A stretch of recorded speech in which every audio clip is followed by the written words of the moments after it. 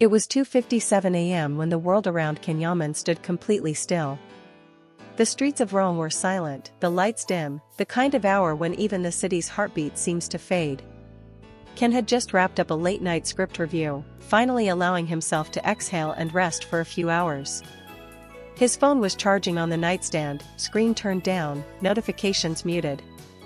He wasn't expecting anyone, certainly not at that hour. Yet something inside him felt strangely unsettled, as if the night was holding its breath. Then it happened. 3 a.m. The phone lit up. Vibrated once. Then again. Then again, more insistently. Ken instinctively reached over, half asleep, expecting a manager's message, a production delay, maybe a forgotten appointment. But the second he saw the caller ID, his heart jolted violently in his chest. Demet. Calling at 3 a.m. His breath caught. She never called this late. In fact, they barely called at all anymore, ever since they had drifted apart, ever since life and fame and distance created a silence neither of them fully understood or dared to break. But this? This wasn't a casual call. Something was wrong. He could feel it. He answered instantly. Demet? What happened? Are you okay? But all he heard at first was breathing, shaky, uneven, terrified. Then her voice finally came through, trembling. Ken. I didn't know who else to call. I need help. Please. Those words alone made every nerve inside him spike with adrenaline. He sat up immediately, fully awake. Where are you? Tell me right now. Her voice cracked. I'm at home, but I don't feel safe. Something's wrong. Ken, I'm scared.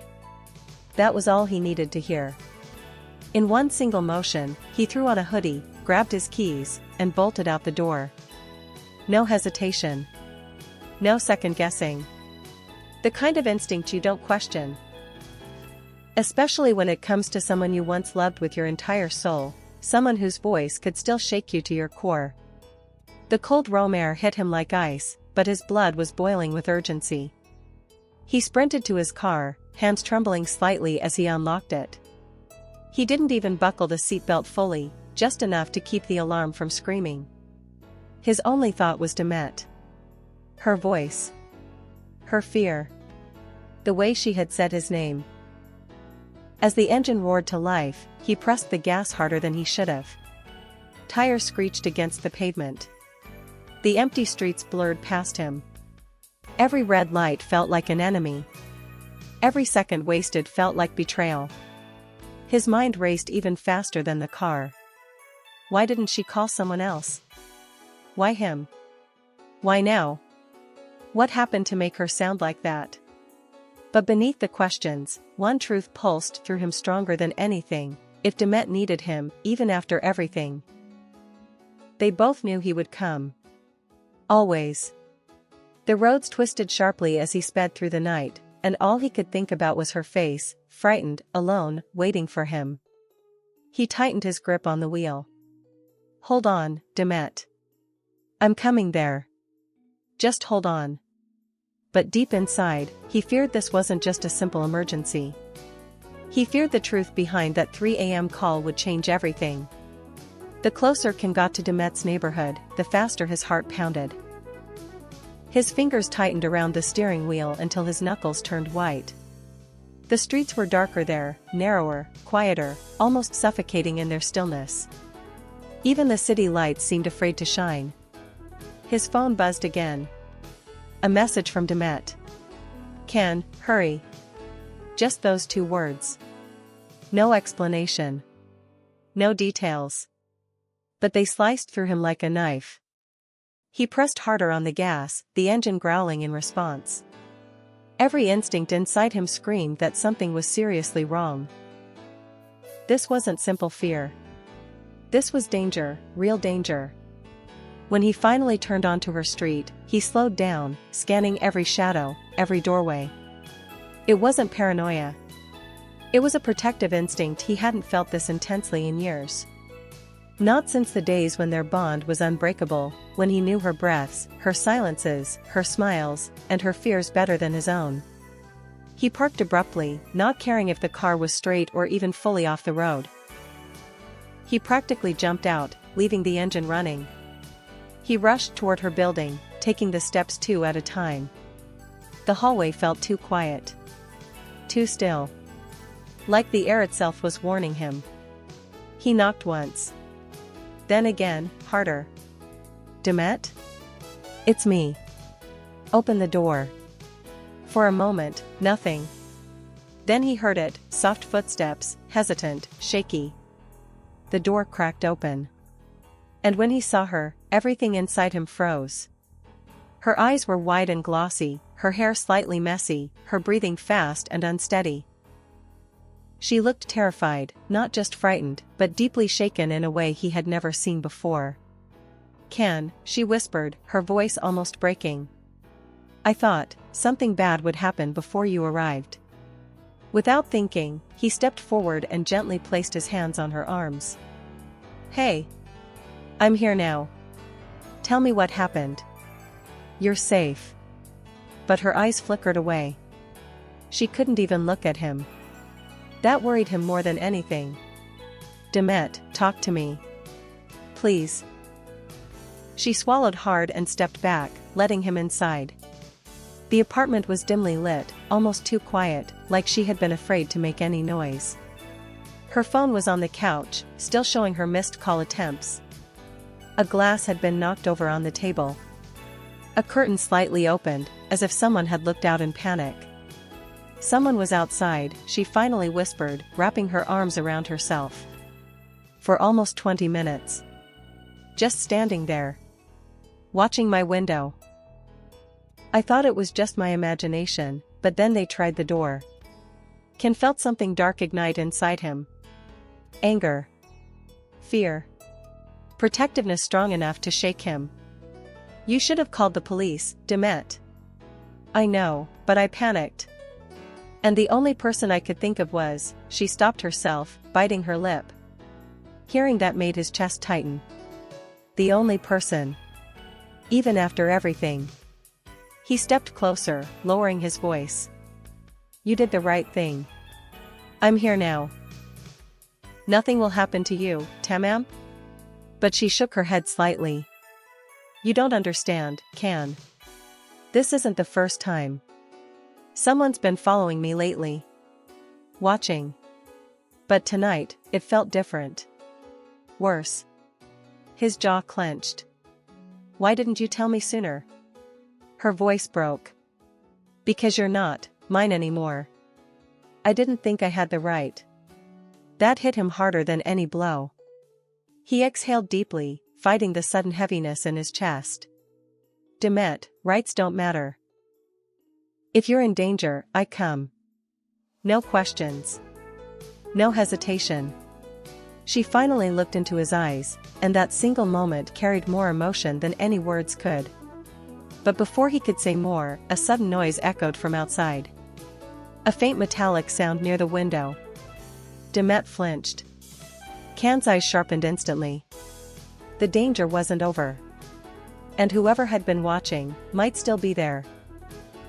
They moved quickly down the hallway, the weight of the unknown figure still pressing on their backs like a shadow that refused to let go. King kept Demet close to him, one hand slightly extended behind as if he were creating a protective barrier around her. Every sound echoed louder than it should, the hum of the old building's lights, the muted hum of pipes in the walls, even their footsteps seemed sharper. Danger had a way of amplifying everything. When they finally reached the ground floor exit, Kim paused and peered outside before letting Demet step through. The street was dim, lit only by a pair of flickering lamps and the dull orange haze of distant buildings. His car was still running where he'd left it, hazard lights blinking like a heartbeat in the night.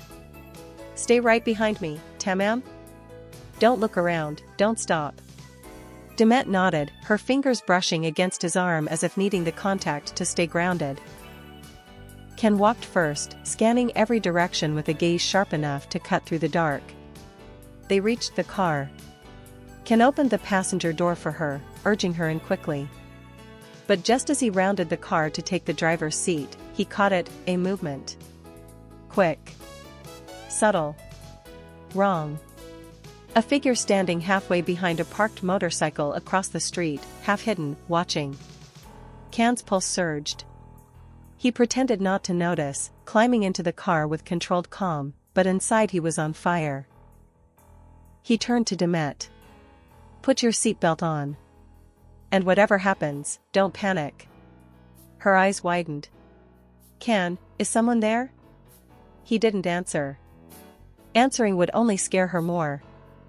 Instead, he started the car and drove off at a steady pace, resisting the urge to speed away immediately. If someone was following them, he needed to confirm it. As they turned down the main road, he checked the rearview mirror. There it was. A dark car. No headlights. Keeping the same distance. Turning exactly when he turned. Demet noticed the tension in his jaw. "Can, talk to me. What's happening?" He exhaled slowly. "We're not alone. But don't worry. I've got this." Her hand reached for his, instinctively. He didn't pull away. Instead, his fingers tightened around hers. He made a sudden sharp turn through a narrow backstreet, accelerating just enough to test their tail. Within seconds, the same shadowy car appeared behind them again. "Oh my God. They're following us," Demet whispered, her voice trembling. Can's voice was steady, controlled. "Don't be afraid. I won't let anything happen to you. Not now, not ever." His words weren't dramatic. They were a promise. He pressed the gas, weaving through the empty Rome streets with a precision that came from adrenaline and sheer determination. For a moment, the dark car lost distance, but then, like a predator, it reappeared. Demet's breathing quickened. Why are they doing this? What do they want from me? Can shook his head softly. It's not about what they want. It's about what they think they can do. And I promise you, they can't. He made one last sharp turn into an underground parking area, private, guarded, with security cameras everywhere. The gate closed behind them just as the mysterious car slowed outside, its silhouette lingering before slowly disappearing into the night. They were safe. For now. Demet exhaled shakily, covering her face with her hands. Can. I don't know what I would have done if you hadn't picked up. He turned her gently toward him. That's why you called me. Because you knew I'd come. Their eyes met, raw, unshielded, vulnerable. The kind of eye contact that brings back memories people try to bury. But this night had already dug them all back up. Kim brought her upstairs to the private apartment he kept in the same building where his personal security team worked. He knew she would be safe there. He knew he would be able to protect her there. But what he didn't know, what he had been avoiding for years, was how deeply seeing her like this would break him. Demet sat on the couch, trying to steady her breathing. Ken knelt down in front of her. Demet, look at me. She lifted her eyes, and he felt something in him collapse. You should have told me earlier that you were scared. Her voice cracked. Because I thought you'd say it wasn't your problem. I thought you'd moved on. You're always so far, Can. So unreachable. He shook his head instantly. Far? Demet. I have never been far from you. Not really. You know that. She wiped her eyes. Then why does it feel like we lost everything? He swallowed hard. He didn't want to go there. Not tonight. Not when she was fragile, terrified, exhausted. But she was asking. And he owed her honesty. Because life got loud. Fame got messy. People interfered. We let distance become normal. She blinked, tears forming again. But tonight, when I called, you answered in 1 second. Why? He didn't hesitate. Because there will never be a moment, day or night, when I don't come running if you need me. Her lips parted in surprise, as if she had been waiting years to hear that. He continued, voice clouded with emotion, I don't care what happened between us. I don't care how long it's been. You're not something I can forget. You're not someone I can replace. So when you said you needed help, Demet, there was no world in which I wouldn't race through the night to get to you. She covered her mouth, trying not to cry. The pain, relief, love, fear, all mixed together. I thought you'd forgotten me. He shook his head. Slowly. Deeply. I remember everything. Too much. She let out a soft sob, and he instinctively reached for her, pulling her into his arms.